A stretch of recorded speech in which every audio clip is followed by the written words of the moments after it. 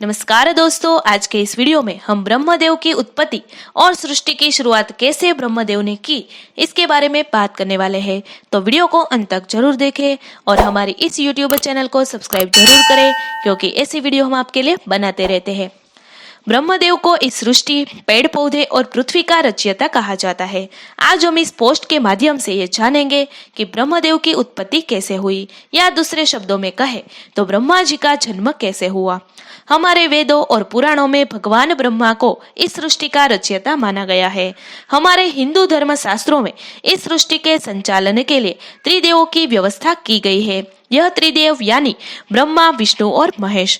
भगवान ब्रह्मा को इस सृष्टि का रचयिता, भगवान विष्णु को सृष्टि का पालनहार और भगवान शिव यानी महेश को सृष्टि का विनाशक और संहारक माना गया है। लेकिन क्या आपको पता है इनकी उत्पत्ति कैसे हुई?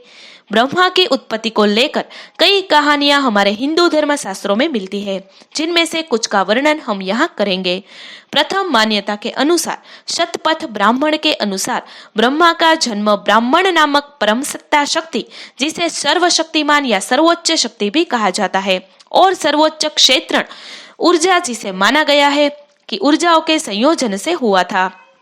ब्राह्मण ने जब ब्रह्मांड बनाने के बारे में सोचा तो उन्होंने सबसे पहले पानी बनाया और उसमें अपने बीज को रखा। इस बीज से ब्रह्मा की उत्पत्ति हुई। दूसरी मान्यता के अनुसार ब्रह्मा की उत्पत्ति की अन्य मान्यता यह कहती है कि निराकार मूर्ति रहित परम ब्रह्म ने अपने शरीर की ऊर्जा से शक्ति नामक ऊर्जा की उत्पत्ति की। इन्हीं पर ब्रह्म ऊर्जा और शक्ति ऊर्जा ने वन में विचरते हुए यह इच्छा व्यक्त की कि उन्हें अपने जैसी एक और रचना करनी चाहिए, जिसे हम सृष्टि के निर्माण और उसके कार्यभार का काम सौंप सके। ऐसा विचार करके एकेश्वर और शक्ति ने एकेश्वर के वाम अंग पर अमृत का लेप कर दिया। उस वाम स्थान से एक पुरुष रूपी काया प्रकट हुई।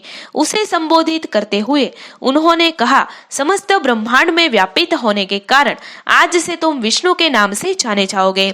भगवान विष्णु की रचना करने के बाद परम सत्ता परम ब्रह्म ने अपने दाहिने अंग से ब्रह्मा को उत्पन्न किया और उत्पन्न करते ही ब्रह्मा को विष्णु की नाभि कमल में अवस्थित कर दिया।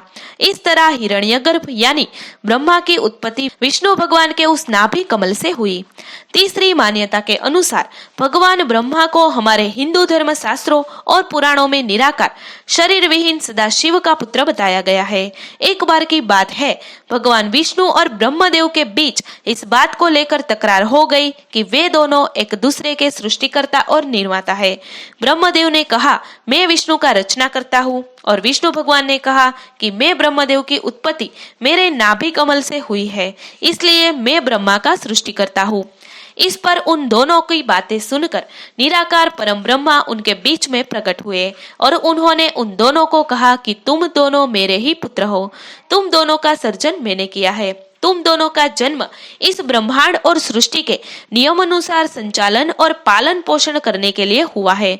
मैंने ब्रह्मा को इस विश्व की उत्पत्ति का काम सौंपा है और विष्णु को इस विश्व के पालन पोषण का काम सौंपा है। शिव की उत्पत्ति इस विश्व में संहारक के रूप में हुई है। अतः हे पुत्रों, तुम तीनों मेरा ही अंश हो। मैं ही इस ब्रह्मांड का रचयिता और निराकार परम ब्रह्म सदा शिव हूँ। पंडित रामचंद्र जोशी के अनुसार सृष्टि की उत्पत्ति से पहले ये पूरा संसार जल में डूबा हुआ था। उस समय एकमात्र भगवान नारायण देव शेष शैया पर लेटे हुए थे। तब सृष्टि की रचना का समय आया तो भगवान नारायण की नाभि से एक प्रकाशमान कमल प्रकट हुआ। उसी कमल से वेद मूर्ति ब्रह्मा जी प्रकट हुए। चारों ओर देखने पर भी जब उन्हें कोई लोक नहीं दिखा तो वे कमल का आधार पता लगाने के लिए उसकी नाल से होते हुए जल में पहुंचे। फिर भी उन्हें कुछ पता नहीं चला। अंत में वे वापस कमल पर लौट आए। इसके बाद अव्यक्त वाणी से उन्हें तप करने की आज्ञा मिली, जिसके बाद उन्होंने 1 सहस्त्र दिव्य वर्षों तक तप किया।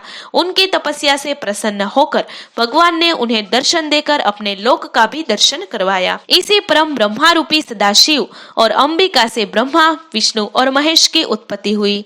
ऐसा माना जाता है कि परम ब्रह्म सदाशिव और माँ अंबिका ने सबसे पहले भगवान शिव की उत्पत्ति की, जिन्हें सृष्टि का संधारक माना जाता है। उसके कुछ समय बाद सृष्टि निर्माण के लिए सदाशिव ने अपने वाम अंग पर अमृत मला, जिससे एक पुरुष प्रकट हुआ। सदाशिव ने उस पुरुष को व्यापक के कारण के लिए विष्णु नाम दिया।